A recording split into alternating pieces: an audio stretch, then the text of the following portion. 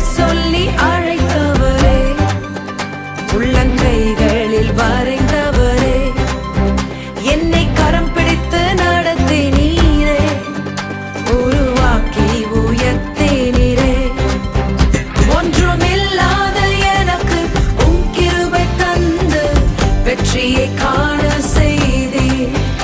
ஒன்றுமில்லாத எனக்கு உம் கிருபை தந்து வெற்றியை